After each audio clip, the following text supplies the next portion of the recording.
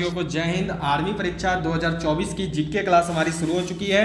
रोज शाम 6 बजे हम लोग क्लास करते हैं। देखो अभी कुछ दिन से क्लास नहीं आ रही थी, पर आज से कंटिन्यू रोज शाम 6 बजे आपको क्लास में जुड़नी है।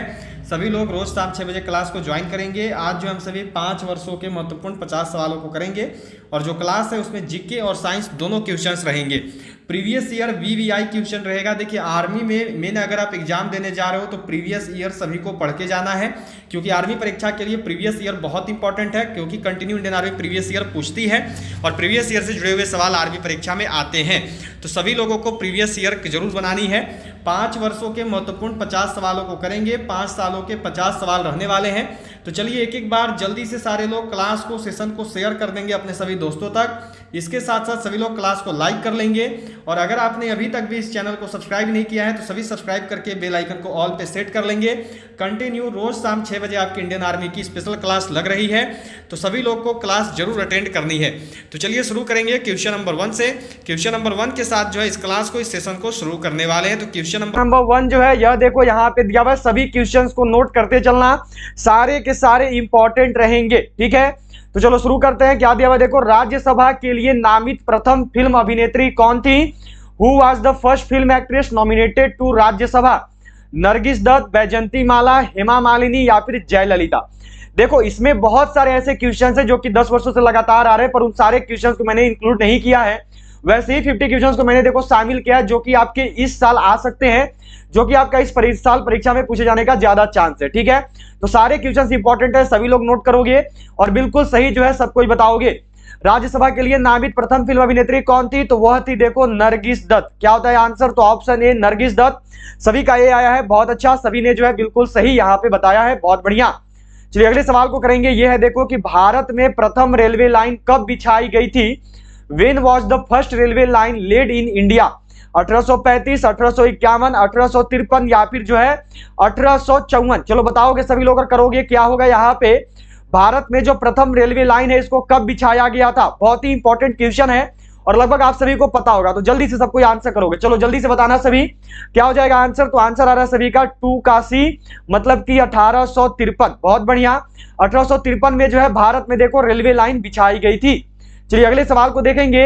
अगला सवाल यहाँ पे देखो आपसे क्या किया हुआ है, ये क्वेश्चन है आपका। ये सवाल जो है देखो आपको दिया हुआ है यहाँ पे कि बैंक नोट प्रेस कहाँ स्थित है? Where is bank note press located? Nashik, Dewas, Noida या फिर मुंबई? देखो बहुत ही इंपॉर्टेंट सेक्शन है, बहुत ही इंपॉर्टेंट क्वेश्चन है, तो चलो सबको को करना है और बताना है क्या होगा। तो देखिए यहाँ पर जो है बैंक नोट प्रेस, कहाँ पर जो है बैंक जो है नोट की छपाई करते हैं, कहां पर जो है बैंकों की नोट की छपाई होती है, तो वह देखो होती है देवास में, ठीक है। इसके साथ साथ याद रखना नासिक में भी होती है, ठीक है। तो देवास एंड नासिक, जिनका भी आंसर यहाँ पे देखो बी एंड ए है ना, दोनों सही हो, ठीक है। चलो अगले सवाल पे बढ़ेंगे। अगला सवाल यहाँ पे आपको देखो दिया हुआ है, ये क्वेश्चन है कि भारत की सिलिकॉन घाटी कही जाती है? Where does the silicon valley of India go? Mumbai, Chennai, Bangalore या फिर हैदराबाद? चलिए बिल्कुल सही जो है सबको यहाँ पे आंसर रखेंगे और बताएंगे क्या होगा। भारत की जो सिलिकॉन घाटी है किसको बोलते हैं? चलो जल्दी से सबको को आंसर करना और बताना है, बिल्कुल सही करना। क्या हो जाएगा आंसर? जल्दी से बताइएगा सभी लोग, बिल्कुल सही, सभी का आंसर आ रहा है। क्या हो जाएगा आंसर?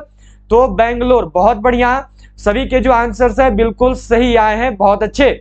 चलिए अगले सवाल को देखेंगे। यह क्वेश्चन दिया हुआ है, देखो क्या सवाल है यहाँ पे, यह क्वेश्चन आपसे किया गया है। क्या क्वेश्चन है देखो आपको दिया गया है कि निम्न में से किस धातु का प्रयोग मानव द्वारा सबसे पहले किया गया था? Which of the following metals was first used by humans? लोहा, तांबा, सोना या फिर चांदी? चलो बताओगे क्या होगा। सबसे पहले तो यहाँ पे नोट कर लो कि अगर कभी पूछ दे कि सबसे पहले कौन सा अनाज मानवों द्वारा उगाया गया था या प्रयोग किया गया था, तो वो था देखो आपका गेहूं और जौ, ठीक है। इस चीज को नोट कर लेना, जो गेहूं और जौ है यह मनुष्यों द्वारा सबसे पहले प्रयोग में लाया गया था। यह अनाज है, यह फसल है। पूछा गया यहाँ पे सबसे पहले लाया गया धातु, तो धातु है देखो आपका कॉपर, आपका है तांबा। क्या हो जाता है आंसर? तो ऑप्शन बी। बहुत बार ये क्वेश्चन आया और आप सबको लगभग पता ही है। चलिए अगला सवाल यहाँ पे आपको मिला हुआ है, ये क्वेश्चन है देखो, यह क्वेश्चन आपसे क्या किया गया है यहाँ पे, ये क्वेश्चन दिया हुआ है देखो कि भारत का सबसे लंबा बांध है which is the longest dam in India? Bhakra बांध, नागार्जुन सागर बांध, हीराकुंड बांध या फिर कोसी बांध? चलिए सभी लोग बताएंगे और करेंगे क्या होगा। भारत का सबसे लंबा बांध निम्न में से कौन सा है? तो भारत का जो सबसे लंबा बांध है, लगभग सबको को पता ही है, क्या हो गया आंसर? तो ऑप्शन सी हीराकुंड बांध। किस राज्य में है? तो लगभग सबको जान रहे हैं, क्या हो जाएगा आंसर? तो उड़ीसा। पूछा हुआ सवाल है, नोट कर लोगे। भारत का सबसे लंबा बांध हीराकुंड बांध किस राज्य में है? तो उड़ीसा में है। किस नदी पर बना हुआ है? तो यह देखो बना हुआ है महानदी पे। ठीक है, चलिए अगले सवाल को देखेंगे। और याद रखना उड़ीसा का जिला पूछता है, तो अगर जिला पूछ देगा तो याद रखना संबलपुर में है। ठीक है, संबलपुर में स्थित है। चलिए अगले सवाल को करेंगे। ये सवाल यहाँ पे आपको देखो क्या दिया गया है कि लोकटक झील किस राज्य में स्थित है? In which state Loktak lake is situated? Sikkim, Manipur, Orissa या फिर मिजोरम? निम्न में से वह कौन सा राज्य है जहां पर जो है देखो आपका लोकटक झील, लोकटक लेक जो है स्थित है? चलिए जल्दी से सबको आंसर करेंगे और बताएंगे यहाँ पे। तो जो लोकटक झील है यह देखो मणिपुर में स्थित है। क्या हो गया आंसर? तो ऑप्शन बी मणिपुर। चलो अगला सवाल करेंगे। अगला सवाल यहाँ पे आपको देखो क्या दिया हुआ है। ये क्वेश्चन है आपका कि गंगा और ब्रह्मपुत्र की संयुक्त जलधारा किस नाम से जानी जाती है? By what name is the combined stream of Ganga and Brahmaputra known? Padma, Jamuna, मेघना या फिर सांगपो? क्या बोलते हैं? गंगा और ब्रह्मपुत्र की जो संयुक्त जलधारा है उसको किस नाम से जाना जाता है? लगभग सबको पता है और सभी लगभग बिल्कुल सही करेंगे आंसर। चलिए बताइएगा जल्दी से क्या होगा। तो गंगा और ब्रह्मपुत्र की जो संयुक्त जलधारा है ना उसको क्या बोलते हैं? तो उसको देखो मेघना बोलते हैं। ठीक है, क्या हो गया राइट आंसर? तो ऑप्शन सी। यहीं पर याद रखना गंगा नदी को जो है बांग्लादेश में क्या बोलते हैं? तो पद्मा बोलते हैं। ठीक है, उसी प्रकार जो आपका ब्रह्मपुत्र नदी है उसको बांग्लादेश में याद रखना जमुना बोलते हैं। कहां पर? तो बांग्लादेश में। इस चीज को ध्यान रखिएगा, पूछा हुआ सवाल है। बांग्लादेश में ब्रह्मपुत्र को क्या बोलते हैं? तो जमुना बोलते हैं। और बांग्लादेश में गंगा को क्या बोलते हैं? तो पद्मा बोलते हैं। ठीक है, चलिए अगले सवाल को करेंगे। अगला सवाल यहाँ पे आपको देखो यह सवाल दिया गया है। क्या क्वेश्चन है कि राज्यपाल के पद पर नियुक्ति की न्यूनतम उम्र सीमा है? What is the minimum age limit for appointment to the post of governor? 25 वर्ष, 30 वर्ष, 35 वर्ष या फिर 40 वर्ष? बताइएगा सभी कि जो राज्यपाल के पद पर नियुक्ति है, राज्यपाल के पद पर नियुक्ति की न्यूनतम उम्र सीमा कितनी है? बहुत ही इंपॉर्टेंट क्वेश्चन है और सभी लोग को बिल्कुल सही बताना है। तो चलिए जल्दी से बताइएगा। तो देखिए राज्यपाल के पद पर नियुक्ति की जो न्यूनतम उम्र सीमा है वह कितनी होती है? तो वह होती है 35 वर्ष। जिनका भी सी है सभी ने बहुत अच्छा किया है। इसके साथ साथ याद रखना एक चीज हमेशा ध्यान में रखना कि राज्यपाल उसके साथ साथ जो हो गया राष्ट्रपति। ठीक है, राज्यपाल, राष्ट्रपति एंड देखो हमारे हो गए उपराष्ट्रपति। इन तीनों की अगर पूछेगा कि न्यूनतम उम्र सीमा कितनी है, तीनों की मैं बात कर रहा हूं, तीनों की पूछे न्यूनतम उम्र सीमा, तो सभी लोग जानते हैं क्या होता है? तो ये होता है देखो 35 वर्ष। तीनों का तीनों पूछा हुआ है और तीनों इंपॉर्टेंट है, तो सभी ध्यान में रखना। अगर राज्यपाल पूछ दे, राष्ट्रपति पूछ दे या उपराष्ट्रपति पूछ दे, तीनों में न्यूनतम हो जाएगा 35 वर्ष। ठीक है, चलिए अगले सवाल को करेंगे। अगला सवाल यहाँ पे देखो आपको दिया हुआ है। ये क्वेश्चन आपको यहाँ पे मिला हुआ है कि प्रधानमंत्री को उसके पद की गोपनीयता की शपथ कौन दिलवाता है? Who administers the oath of secrecy to the prime minister? राष्ट्रपति, उपराष्ट्रपति, लोकसभा अध्यक्ष या फिर मुख्य न्यायाधीश? क्या होगा आंसर? चलिए इसमें मुझे आप सभी का आंसर चाहिए। पहले आप सब बताओगे फिर जो है मैं यहाँ पे करने वाला हूं। चलो जल्दी से करना, पहले आप सब बताओ। यहाँ पे प्रधानमंत्री को उसके पद की गोपनीयता की शपथ कौन दिलाता है? क्या आंसर आ रहा है सभी का? तो सभी का आंसर आ रहा है ए। बहुत बढ़िया, सभी के आंसर बिल्कुल सही आ रहे हैं। क्या हो जाएगा? तो प्रधानमंत्री के जो उसके पद के गोपनीयता की शपथ है यह राष्ट्रपति दिलाते हैं। ठीक है, प्रधानमंत्री की नियुक्ति कौन करता है? तो प्रधानमंत्री की जो नियुक्ति है वह भी देखो करी जाती है राष्ट्रपति के द्वारा ही। चलिए अब आप सब मुझे बताओगे कि प्रधानमंत्री बनने की न्यूनतम उम्र कितनी है? चलो जल्दी से आंसर करना और बताना प्रधानमंत्री बनने के लिए न्यूनतम उम्र कितनी होनी चाहिए। चलो मैं आप सबके आंसर्स की वेट करूंगा, सभी लोग करेंगे और बताएंगे क्या होगा। प्रधानमंत्री बनने के लिए न्यूनतम उम्र सीमा कितनी चाहिए? चलिए सभी करो, बताओ। यहाँ पे राष्ट्रपति का बता दिया, उपराष्ट्रपति का बता दिया, राज्यपाल का भी बता दिया। चलो प्रधानमंत्री वाला बताना कितना होना चाहिए, क्या होगा? क्या आंसर आ रहा है यहाँ पे? तो आंसर आ रहा है 25। बहुत बढ़िया, सभी लोग जो आंसर है बिल्कुल सही बता रहे हैं।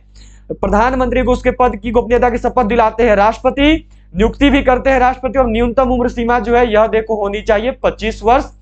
बहुत बढ़िया, सभी ने बिल्कुल सही बताया है। चलिए अगले सवाल को देखेंगे। ये सवाल है यहाँ पे देखो कि भारत का प्राचीनतम दर्शन है which is the oldest philosophy of India? न्याय, वैशेषिक, सांख्य या फिर योग? भारत का प्राचीनतम दर्शन कौन सा है? चलो जल्दी से सभी करोगे और बताओगे भारत का प्राचीनतम दर्शन कौन होता है? तो भारत का जो प्राचीनतम दर्शन है वह देखो सांख्य होता है। क्या हो गया आंसर? तो ऑप्शन सी चलिए अगले सवाल को करेंगे। अगला सवाल यहाँ पे देखो क्या मिला हुआ है। ये क्वेश्चन जो है आपको यहाँ पे दिया गया है कि किसी राज्य में सामान्यतः किसके परामर्श से राष्ट्रपति शासन लागू किया जाता है।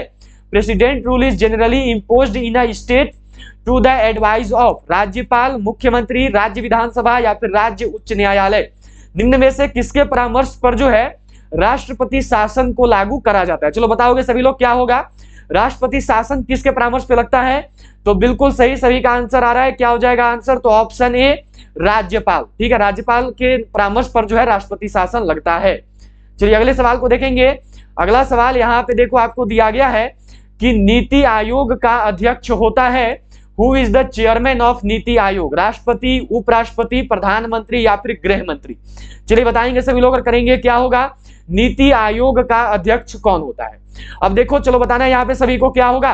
तो नीति आयोग के जो अध्यक्ष हैं वह कौन होते हैं, तो वह होते हैं देखो प्रधानमंत्री। ठीक है, तो इस प्रकार वर्तमान अध्यक्ष कौन हो गए, तो वो हो गए देखो श्री नरेंद्र मोदी जी। हो गया सभी का यहाँ पे, श्री नरेंद्र मोदी जो है ये अभी प्रधानमंत्री हैं और ये वर्तमान नीति आयोग के अध्यक्ष हो गए। देखो नीति आयोग से बहुत सारा क्वेश्चन आता है। सबसे पहले आता है कि नीति आयोग कब बना था, तो जो नीति आयोग है यह देखो गठित हुआ था 2015 में। ठीक है, नीति आयोग का पुराना नाम क्या था या फिर किसके जगह पर जो है नीति आयोग का गठन हुआ, तो इसका गठन हुआ है देखो योजना आयोग के स्थान पर योजना आयोग का नाम बदलकर जो है नीति आयोग रखा गया। योजना आयोग का गठन कब हुआ, यह भी सवाल पूछा जाता है। तो योजना आयोग का जो गठन है यह देखो हुआ 1950 में। सारे के सारे इंपॉर्टेंट है, सारा का सारा पूछा हुआ है, तो ध्यान में रखिएगा सभी। अध्यक्ष कौन हो गए, तो प्रधानमंत्री। योजना नीति आयोग कब बनी, तो 2015 में। नीति आयोग का पुराना नाम क्या था, तो योजना आयोग। और योजना आयोग का गठन कब हुआ, तो 1950 में। सारा का सारा चीज ध्यान में होना चाहिए। चलिए अगले सवाल को देखेंगे। अगला सवाल यहाँ पे देखो आपको मिला हुआ है कि लोकसभा का चुनाव लड़ने के लिए इच्छुक व्यक्ति की न्यूनतम आयु होनी चाहिए।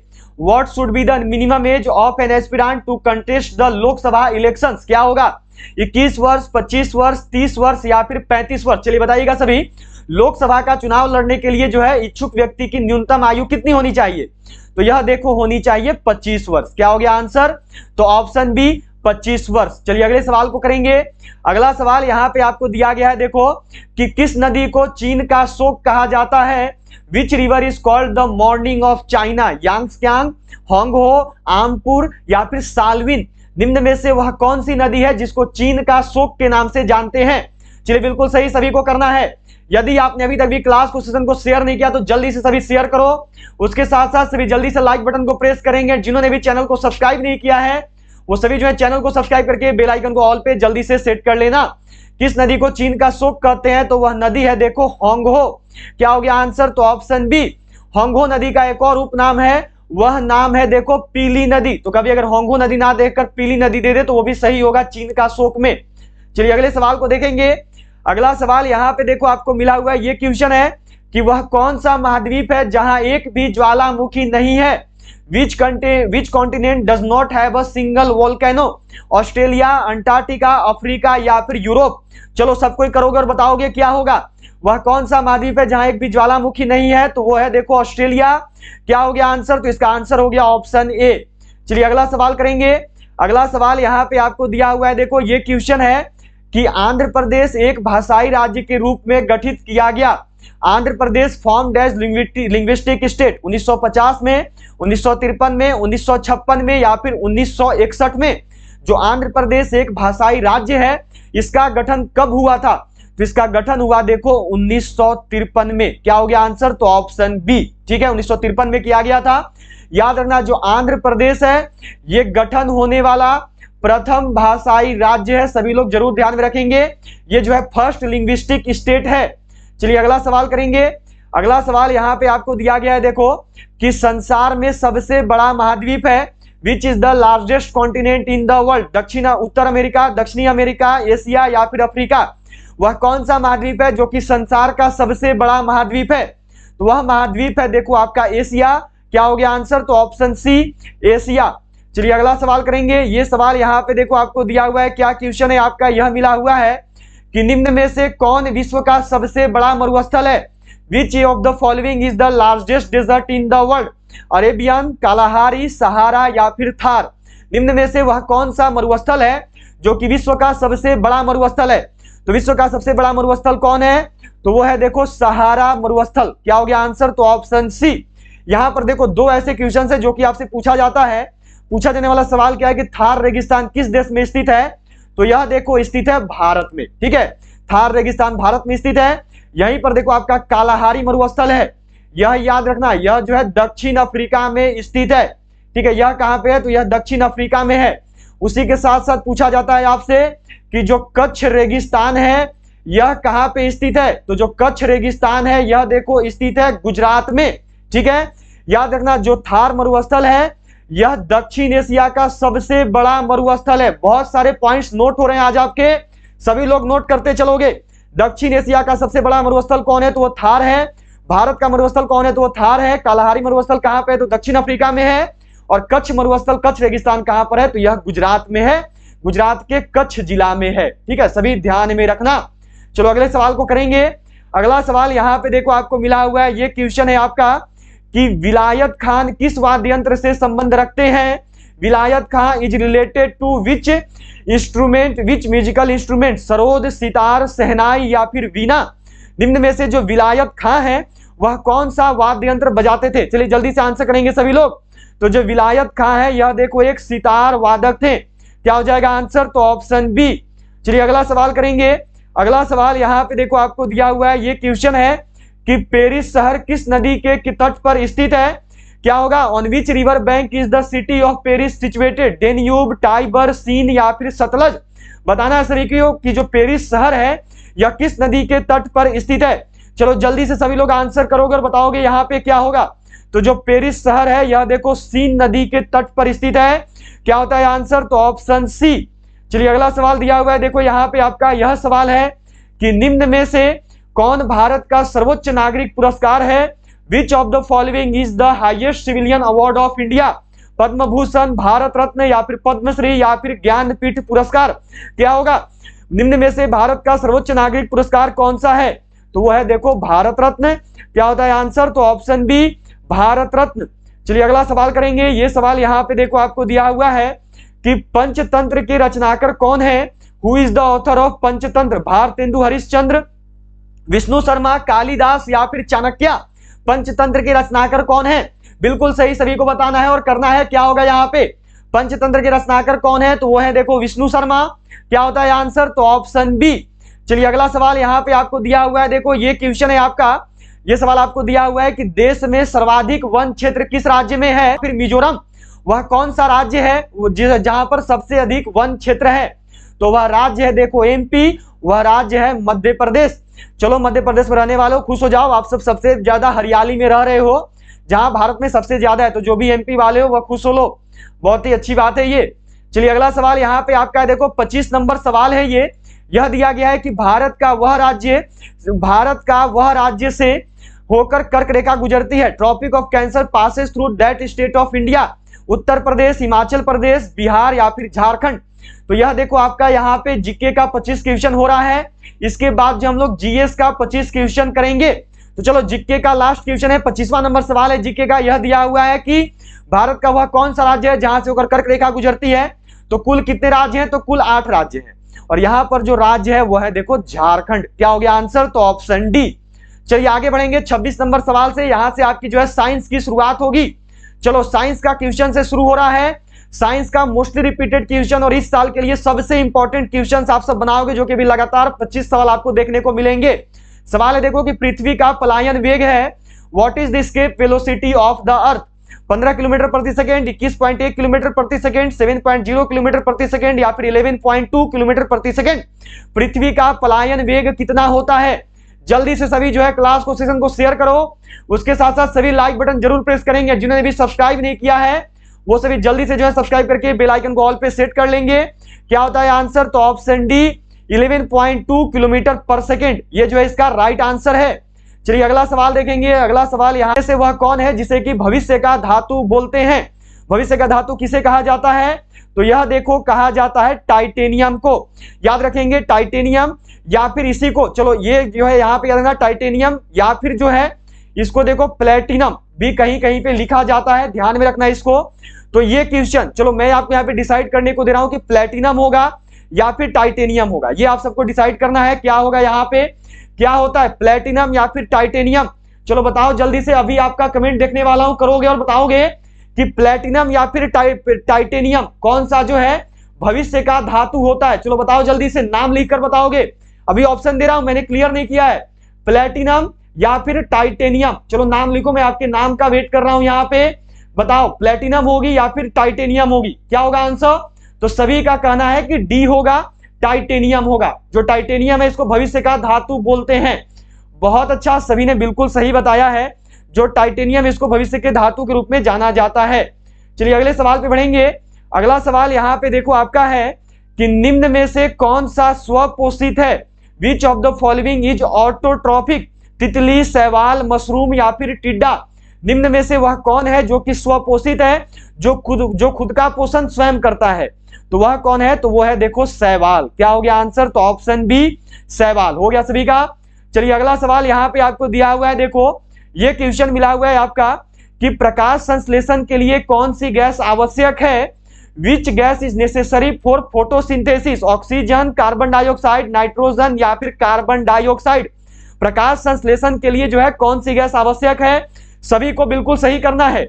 वह गैस कौन सी है? तो वह गैस है देखो कार्बन डाइऑक्साइड, CO2। चलिए अगला सवाल करेंगे। ये सवाल यहाँ पे देखो है आपका कि शैंपेन और सोडा में किसके कारण बुलबुले बनते हैं? What causes bubble in champagne and soda? Carbon dioxide, hydrogen, nitrogen या फिर ऑक्सीजन? चलिए सभी लोग करेंगे।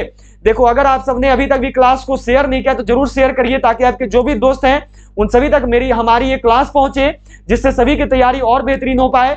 उसके साथ साथ देखो सभी लाइक बटन जरूर प्रेस करिएगा। आपके लिए जो मेहनत की जा रही है उसको मोटिवेशन दीजिए, जो मेहनत कर रहा हूं मैं उसको मोटिवेट करिए, और लाइक बटन को जरूर प्रेस करिएगा। जिन्होंने भी सब्सक्राइब नहीं किया वो सभी जो है सब्सक्राइब करके बेल आइकन को जल्दी से ऑल पे सेट कर लेंगे।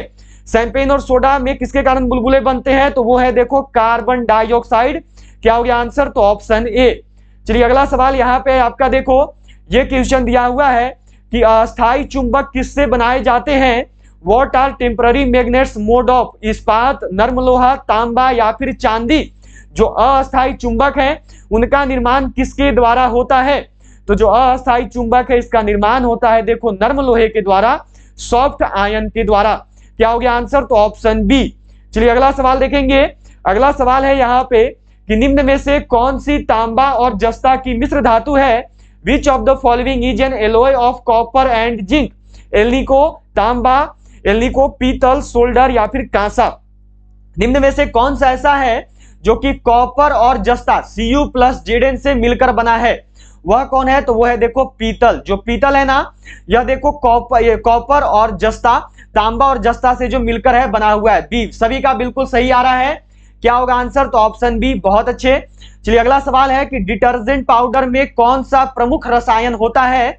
Sodium bicarbonate. इसी क्वेश्चन के एक और प्रकार से लिखता है कि डिटर्जेंट पाउडर का रासायनिक नाम बताओगे। ठीक है, तो सभी को बताना है कि डिटर्जेंट पाउडर का रासायनिक नाम क्या होता है। चलो बताओ क्या होगा राइट आंसर?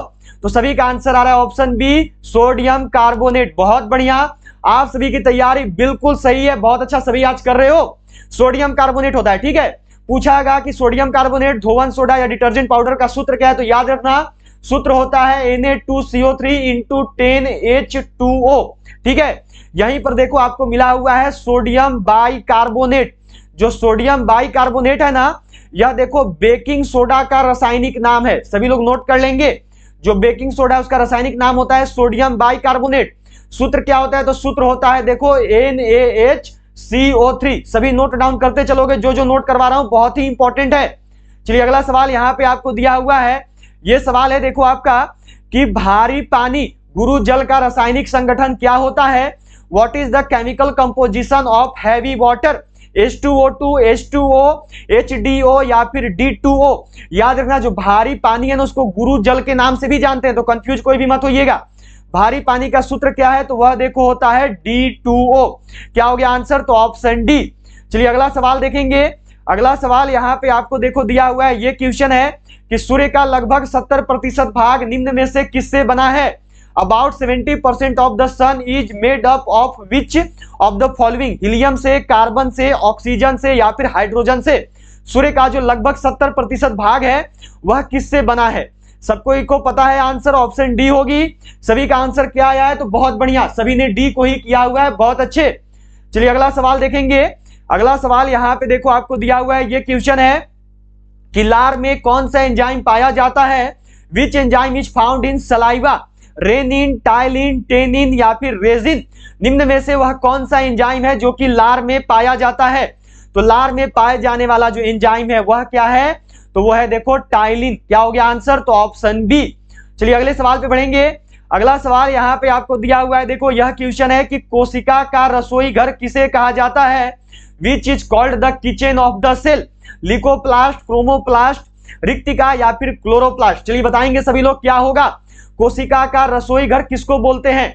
देखो जो ये क्लास है इसका पीडीएफ आप सभी को टेलीग्राम ग्रुप पर मिल जाएगा, तो सभी लोग टेलीग्राम ग्रुप को ज्वाइन करिए। जुड़ने का जो लिंक है वो नीचे डिस्क्रिप्शन बॉक्स में है, वहां से जाकर जुड़ सकते हो। वहां पर जो आपको कल पीडीएफ है वो 7 बजे के बाद सुबह में दे दिया जाएगा। कोशिका का रसोई घर क्या है? तो वह देखो क्लोरोप्लास्ट होता है। क्या हो गया आंसर? तो ऑप्शन डी। चलिए अगले सवाल को करेंगे। अगला सवाल यहाँ पे आपको दिया हुआ है, देखो कि लेड पेंसिल में लेड का प्रतिशत कितना होता है? What is the percentage of lead in lead pencil? 0, 100, 77 या फिर 65? कितना प्रतिशत जो है लेड पेंसिल में लेड मौजूद होता है? चलिए सभी को करना और बिल्कुल सही बताना है। तो जो लेड पेंसिल में लेड है यह कितना होता है? तो यह देखो 0% होता है। चलिए यहां पे मैं आपसे एक सवाल कर रहा हूं, आप सब मुझे अभी बताओगे कि लेड पेंसिल जो है किससे बना होता है? चलिए अभी बताना है सबको कि जो लेड पेंसिल है यह किससे बना होता है, अभी बताओगे। मैं कुछ बच्चों के नाम भी लेने वाला हूं, तो चलो बताओगे सभी लोग। जो लेड पेंसिल है यह किससे बना होता है? यह तो पता है कि लेड पेंसिल में 0% होता है, पर जो लेड पेंसिल है यह किससे बनता है? चलिए नाम लिखिए और बताइएगा किससे बनता है लेड पेंसिल। क्या रहा है आंसर सबका? चलो जल्दी से करोगे, अभी तक परसेंटेज ही बता रहे हो, जल्दी से बताओ। जो लेड पेंसिल है वह किससे बना होता है? क्या होगा आंसर? तो यहाँ पे देखो सबसे पहले आंसर है अभी गुज्जर का ग्रेफाइट, जोगिंदर सिंह का है ग्रेफाइट, अमन बिष्ट का है ग्रेफाइट, अभय कुमार का ग्रेफाइट एंड तेजा पंवर का ग्रेफाइट, ज्योति प्रकाश का ग्रेफाइट। बहुत अच्छा, आप सभी के आंसर बिल्कुल सही हैं। जो ग्रेफाइट है इससे जो है देखो लेड पेंसिल बना होता है। चलिए अगले सवाल को देखेंगे। अगला सवाल यहाँ पे आपका देखो कि निम्न में से कौन सबसे अधिक प्रत्यास्थ है? Which of the following is the most elastic? रबड़, गीली मिट्टी, स्टील या फिर प्लास्टिक? निम्न में से वह कौन है जो कि सबसे अधिक प्रत्यास्थ है, जो कि सबसे अधिक इलास्टिक है? तो वह है देखो स्टील। जो स्टील है यह सबसे अधिक जो है, यह जो स्टील है यह देखो सबसे अधिक प्रत्यास्थ है। सी, बहुत बढ़िया, सभी का आंसर सी आया है, बहुत अच्छे। चलिए अगला सवाल देखेंगे। यह दिया हुआ है देखो कि निम्न में से किसको आरबीसी का कब्रिस्तान कहा जाता है? Which of the following is called the graveyard of RBC? यकृत, अस्थि मज्जा, प्लीहा या फिर परिशोधिका? निम्न में से वह कौन है जो कि आरबीसी का कब्रिस्तान कहलाता है? वह कौन है जिसे आरबीसी का कब्रिस्तान बोलते हैं? तो वह क्या है? तो वह देखो प्लीहा। वह क्या है? तो वह है स्प्लीन। और जो अस्थि मज्जा, यह जो बोन मैरो है ना, यहाँ पे याद रखना, यहाँ पर जो आरबीसी है, जो रेड ब्लड सेल्स हैं, जो मानव रक्त है, उनका निर्माण होता है। ध्यान में रखोगे। खत्म कहां पे होते हैं, कब्रिस्तान कहां पे है? तो प्लीहा, स्प्लीन में। और बनते कहां पे? तो अस्थि मज्जा में, बोन मैरो में आरबीसी का निर्माण होता है। चलिए अगले सवाल पे बढ़ेंगे। अगला सवाल यहाँ पे देखो आपको दिया हुआ है, यह क्वेश्चन है कि हाइड्रोजन के समस्थानिकों की संख्या कितनी है? How many isotopes of hydrogen are there? 2, 3, 4 या फिर 5? हाइड्रोजन के समस्थानिकों की कुल संख्या कितनी होती है? हाइड्रोजन के कुल कितने समस्थानिक हैं? तो हाइड्रोजन के जो समस्थानिक हैं वह देखो 3 होते हैं। क्या हो गया आंसर? तो ऑप्शन बी। तो दिया हुआ है, ये क्वेश्चन है आपका, ये सवाल आपको मिला हुआ है देखो कि दूध के घनत्व को किसके द्वारा मापा जाता है? By whom is the density of milk measured? Lactometer, hydrometer, barometer या फिर हाइग्रोमीटर? निम्न में से किसके द्वारा जो है दूध के घनत्व को मापते हैं? क्या होगा आंसर? तो दूध का घनत्व जो है यह देखो लैक्टोमीटर के द्वारा मापा जाता है। क्या हो गया आंसर? तो ऑप्शन ए होगा। चलो क्या होगा आंसर? तो ऑप्शन ए लैक्टोमीटर। तो ये क्वेश्चन है कि एलपीजी में कौन सी गैस मुख्य रूप से होती है? Which gas is mainly in LPG? Methane, carbon dioxide, butane या फिर सल्फर डाइऑक्साइड? जो एलपीजी है, एलपीजी में मुख्य रूप से कौन सी गैस होती है? तो एलपीजी में जो गैस है ना वह देखो ब्यूटेन होती है। क्या हो गया आंसर? तो ऑप्शन सी ब्यूटेन। चलिए यहां पर मैं आपसे अभी एक सवाल कर रहा हूं, आप सब मुझे बताओगे कि जो सिगरेट लाइटर है, सिगरेट लाइटर में कौन सी गैस होती है? ये आपका अभी का सवाल है और अभी जो है आप सब मुझे बताओगे कि जो सिगरेट लाइटर है उसमें कौन सी गैस होती है। देखिए 3 चीज हमेशा इंडियन आर्मी करती है। पहला कि जो सॉफ्ट ड्रिंक, जो कोल्ड ड्रिंक है उसमें कौन सा गैस होता है कोल्ड ड्रिंक में या फिर सॉफ्ट ड्रिंक में? तो कोल्ड ड्रिंक में जो गैस है वह देखो हो गया कार्बन डाइऑक्साइड, ठीक है। एलपीजी में हो गया ब्यूटेन। अब आप सबको बताना है कि सिगरेट लाइटर में कौन सी गैस होती है। चलिए नाम लिखकर बताओगे, मैं आपके आंसर का इंतजार करूंगा। सभी को बताना है क्या होगा, नाम लिखकर बताइएगा कि सिगरेट में जो है कौन सा गैस होता है। चलिए क्या आंसर आ रहा है? ब्यूटेन, ब्यूटेन ही होती है। कुछ लोग प्रोपेन बता रहे हो, क्या होगी?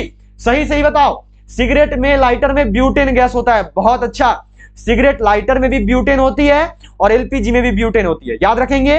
कार्बन डाइऑक्साइड कोल्ड ड्रिंक में होती है। तीनों का तीनों पूछा हुआ है, बहुत इंपॉर्टेंट है। अब देखो एक और चीज पूछा जाता है कि जो सेप्टिक टैंक देखते हो ना, जो सेप्टिक टैंक होता है उसमें कौन सा गैस होता है? चलो सेप्टिक टैंक में कौन सी गैस होती है? तो जो सेप्टिक टैंक है ना उसमें देखो मीथेन गैस मुख्य रूप से पाई जाती है, ठीक है। जो सेप्टिक टैंक है उसमें मीथेन गैस जो है मुख्य रूप से पाया जाता है। चलिए अगले सवाल पे बढ़ेंगे। अगला सवाल यहाँ पे देखो आपको क्या दिया हुआ है, ये क्वेश्चन है आपका कि किसी चुंबकीय पदार्थ को विचुंबकीय किया जा सकता है। Can a magnetic material be demagnetize? हथौड़े से पीटकर, गर्म कर, उपयुक्त दोनों या फिर इनमें से कोई नहीं? क्या होगा राइट आंसर? किसी चुंबकीय पदार्थ को विचुंबकीय कैसे कर सकते हैं? तो किसी चुंबकीय पदार्थ को विचुंबकीय देखो उपयुक्त दोनों रूप से कर सकते हैं, ए और बी दोनों प्रकार से किया जा सकता है, ठीक है। चलिए अगले सवाल पे बढ़ेंगे। अगला सवाल यहाँ पे देखो आपको दिया हुआ है, यह क्वेश्चन है कि लाल लिटमस पत्र को नीला कर देता है, turns red litmus paper two blue, अम्ल, भस्म, लवण या फिर इनमें से कोई नहीं? अब ये क्वेश्चन मैं आपको आज एक होमवर्क दूंगा, एक होमवर्क देना बनता है, ये क्वेश्चन आपके लिए आज का होमवर्क है। चलिए अगले सवाल पे बढ़ेंगे। अगला सवाल यहाँ पे देखो आपको दिया गया है कि एसआई पद्धति में लेंस की शक्ति का इकाई क्या है? What is the unit of power in lens of lens in SI system? What, dioptre, after या फिर मीटर? एसआई पद्धति में लेंस की शक्ति का इकाई क्या होता है? तो एसआई पद्धति में लेंस की शक्ति का जो इकाई है वह देखो डायोप्टर होता है। क्या हो गया आंसर? तो ऑप्शन बी। चलिए अगले सवाल को देखेंगे। अगला सवाल यहाँ पे आपको देखो मिला हुआ है, ये क्वेश्चन है आपका कि प्रकाश का वेग किसमें अधिकतम होता है? In which the speed of light is maximum? हीरा, पानी, निर्वात या फिर हाइड्रोजन? वह क्या है जिसमें प्रकाश का वेग अधिकतम होता है? जल्दी से आंसर करोगे और सभी लोग बताओगे प्रकाश का वेग किसमें अधिकतम होता है? तो जो प्रकाश का वेग है यह देखो अधिकतम होता है निर्वात में, ठीक है। इसी प्रकार आपसे पूछा जाता है देखो कि जो ध्वनि का वेग है, ध्वनि का वेग किसमें अधिकतम होता है? यह सवाल पूछा गया है। प्रकाश का वेग और ध्वनि का वेग, यह हमेशा इंडियन आर्मी करती है। प्रकाश का वेग हो गया निर्वात में, ध्वनि का वेग किसमें होगा? बिल्कुल सही सभी बता रहे हो, ध्वनि का वेग होता है स्टील में। बहुत अच्छा, स्टील या फिर इसी को जो है यह ठोस भी लिखता है, तो ध्यान में रखोगे ध्वनि का वेग किसमें अधिकतम होता है? तो ठोस में, स्टील में होता है। बहुत बढ़िया, सभी ने बिल्कुल सही किया है। चलो अगले सवाल पे बढ़ेंगे। अगला सवाल यहाँ पे देखो आपको दिया हुआ है, ये क्वेश्चन है आपका। क्या सवाल है? यह सवाल है कि मृग मरीचिका बनाने वाली प्रघटना को क्या कहते हैं? 49 नंबर सवाल है, सेकेंड लास्ट क्वेश्चन है। What is the phenomenon that makes एंटोमल मिरेज कॉल्ड? व्यतिकरण, विवर्तन, ध्रुवीकरण या फिर पूर्ण आंतरिक परावर्तन? मृग मरीचिका जो है उसको वह किसके कारण बनता है? मृग मरीचिका का जो निर्माण है, निर्माण करने वाली प्रघटना को क्या बोलते हैं, क्रिया को क्या बोलते हैं? तो उसको जो है देखो पूर्ण आंतरिक परावर्तन बोलते हैं। क्या हो गया आंसर? तो ऑप्शन डी। चलिए अब जो है आज का लास्ट क्वेश्चन है, 50 नंबर सवाल है आपका। यहाँ पे देखो कि दूध से क्रीम निकालने का इंतजार है मुझे, चलो जल्दी से करोगे और बताओगे। इस बार एग्जाम निकालनी है क्योंकि आपके घर में आपके माँ, पिता, बहन, आपका भाई सभी इंतजार कर रहे हैं कि यार कुछ तो करेगा, इस बार फौज की नौकरी लेकर आएगा। दूध से क्रीम निकालने पर देखो दूध का घनत्व बढ़ता है। क्या हो गया आंसर? तो ऑप्शन ए। चलो तो बिल्कुल सही। 50 में से कितना क्वेश्चन सही किया है बताना जरूर, आपके कमेंट का मुझे इंतजार रहेगा। होमवर्क का भी आंसर सबको बता दिया करो, आपके लिए ही होमवर्क देता हूं, बता दिया करो होमवर्क का आंसर। तो चलो हमें अपने माँ पिता के सपनों पे खड़े उतरना है, सभी को खड़ा उतरना है। लगातार पढ़ाई पे लगी और अभी अच्छे से पढ़िए क्योंकि देखिए डेट बहुत जल्द आने वाला है, बहुत जल्द उम्मीद है कि आपकी डेट आ जाएगी, ठीक है। सभी पढ़ाई पे लग जाइएगा। तो चलिए क्लास को अब एंड करते हैं यहीं पे, ठीक है। क्लास एंड कर रहा हूं मैं यहीं पे। अब आपका कल मॉडल टेस्ट पेपर करवा दूंगा। आज थोड़ा सोचा कि स्पेशल क्लास ले लेता हूं तो करवा दिया। 1 बजे का क्लास आज नहीं ले पाया था, थोड़ा मैं बाहर गया हुआ था इस वजह से, पर अभी की क्लास ले ली है मैंने, ठीक है। तो चलो मिलते हैं आपसे सीधा जो है कल दोपहर 1 बजे, कल का क्लास आएगा। और कल जो है देखो हम लोग इतिहास का क्वेश्चन बनाएंगे, हिस्ट्री का, जो कि इंपॉर्टेंट रहेगा आपके लिए। तो सभी कल का क्लास में 1 बजे जुड़ जाना। तो चलो क्लास को एंड करता हूं मैं यहीं पे। All of you bye, have a good night, sweet dreams. सभी का रात अच्छा बीते।